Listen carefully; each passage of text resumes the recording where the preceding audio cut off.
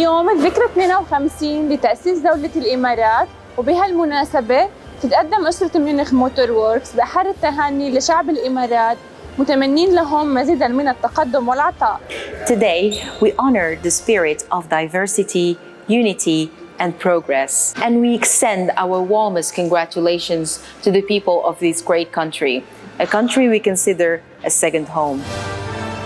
And with this special occasion, Munich Motor Works Team has something to say for you.